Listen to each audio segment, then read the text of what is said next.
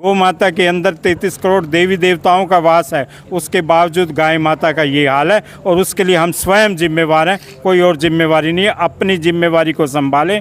गाय पाली है, गाय तुम्हारे परिवार को पाल रही है, तुम क्या गाय को पाल रहे हो? गाय तुम्हारे परिवार का भरण पोषण कर रही है। अरे कम से कम उसका ढंग से इलाज तो करवा लो, ढंग से रख तो लो। मृत हो गई है, मान लो किसी बीमारी से पीड़ित होकर मृत भी हो गई है, कम से कम उसको मिट्टी दे दो। यहाँ तो बुरे हाल हुए पड़े हैं। मुझे शर्म आती है अपने आप को सनातन धर्मी कहते हुए।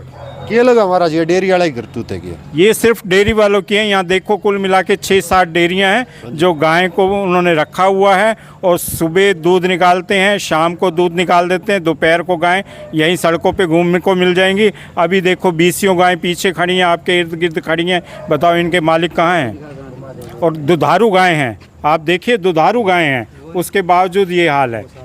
तो हमारा जी ये बांध बूंद क्या लिया आपने गाय इसलिए बांधे हैं, अगर ये नहीं सुधरे तो 1-2 दिन के अंदर ऐसी कार्रवाई बिठाएंगे, गौ माता को दूसरे जिलों में ले जाकर छोड़ के आएंगे। अच्छा, बिल्कुल। गौशाला यहाँ के गौशाला में छोड़ते हैं तो 1100 रुपये की पर्ची कटवा के वापस ले आते हैं, दबाव बनवाते हैं राजनीतिक नेताओं का और उसके बाद ये कार्रवाई करवा लेते हैं, अपने फिर वापस आ जाते हैं। मेरा अनुरोध है कि इस बार रोहतक की गौशाला में न ले जाकर दूर की गौशाला में छोड़ा जाए, ताकि इनको भुगतना पड़े ऐसा दंड और अपनी जिम्मेवारी को समझना पड़ेगा। जब तक ये समझेंगे नहीं तब तक गायें ऐसे ही रोती रहेगी। महाराज जी अगर बात करा ये बाबा जड़े खड़े, हाँ उड़ता पार्षद भी बीजेपी की, अगर बात कर ले वहाँ रोहतक नगर निगम की, तो नगर निगम में जो है मेयर भी बीजेपी का, हरियाणा में सरकार भी बीजेपी की, भारत में सरकार भी बीजेपी की, हिंदू धर्म की खुद न सरकार बताने लग रही है। गौ माता की ये हाल है, सरकार तो क्या कहना चाहोगे? सरकार से कहते हैं अपनी जिम्मेवारी को समझो और सड़क पर आकर इन गायों के लिए कुछ करें।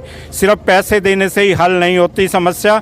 गायों को सड़क पर छोड़ने वालों के ऊपर कठोर दंड कार्रवाई करे, चाहे वो निगम पार्षद हो, चाहे वो मेयर हो। मेरा उनसे साफ स्पष्ट कहना है, गौ माता के लिए कुछ कर लो। आज तो तुम सत्ता पर बैठ गए, लेकिन अगर यही हाल रहा तो यहाँ के लोग आपको कहाँ पहुँचाएंगे, आप स्वयं अनुमान लगा सकते हैं। तो भाई प्रशासन से एक बात और भी कहते हैं कि भाई अगर ये नगर निगम वाले नहीं पकड़ सकते तो गौरक्षा दल वालों को जगह दी जाए रोहतक शहर के अंदर, फिर दिखाएगा गौरक्षा दल क्या कर सकता है।